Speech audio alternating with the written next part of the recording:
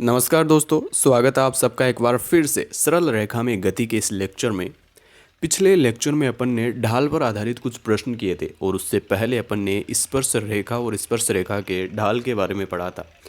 और उस वक्त मैंने बताया था कि ढाल जो हैं वो जब हम गति के ग्राफ पढ़ेंगे, विस्थापन समय आरेख, वेग समय आरेख और त्वरण समय आरेख, जब ये देखेंगे समझेंगे तो वहाँ पर काम में आएगा ढाल।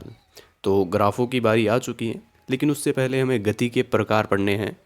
फिर ये जो गति के प्रकार हम लिखे हैं अपन ने, एक समान गति, असमान गति और एक समान त्वरित गति और असमान त्वरित गति, इन सभी के लिए हम विस्थापन समय आरेख, वेग समय आरेख और त्वरण समय आरेख देखेंगे। वहाँ पर ढाल काम में आएगा। तो सबसे पहले हम गति के प्रकार देख लेते हैं एक बार। यदि आपको याद हो तो मैंने गति के प्रकार पहले भी लिखाए थे। वहाँ पर अपन ने विमाओं के आधार पर गति के प्रकार देखे थे। यहाँ पर जो गति के प्रकार हैं वो त्वरण की उपस्थिति और अनुपस्थिति के आधार पर है। तो ये जो गति के प्रकार हैं वो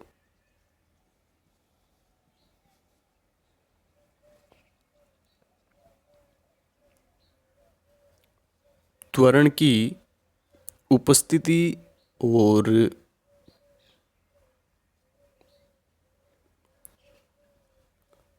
अनुपस्थिति के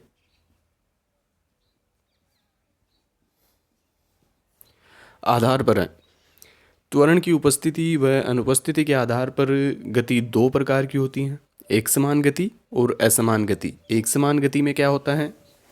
एक समान गति में त्वरण ज़ीरो होता है, मतलब वेग जो है वो कांस्टेंट होता है। ये हम त्वरण के फॉर्मूले से भी समझ सकते हैं। ए बराबर होता है D V upon D T. यदि v बराबर कांस्टेंट हो तो यहाँ पर ज़ीरो आएगा a बराबर, क्योंकि किसी भी कांस्टेंट का जो अवकलन होता है वो ज़ीरो होता है। तो एक समान गति में त्वरण ज़ीरो होता है, वेग कांस्टेंट होता है। दूसरी है असमान गति। असमान गति में त्वरण ज़ीरो नहीं होता।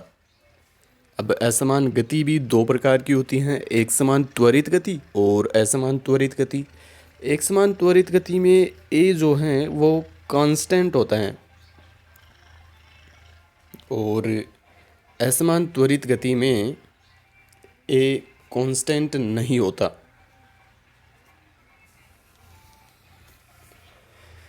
तो त्वरण की उपस्थिति और अनुपस्थिति के आधार पर गति दो प्रकार की होती हैं। पहला एक समान गति और दूसरा असमान गति। एक समान गति में अपन ने देखा त्वरण ज़ीरो होता है, मतलब वेग कांस्टेंट होता है, नियत होता है। और असमान गति में त्वरण ज़ीरो नहीं होता।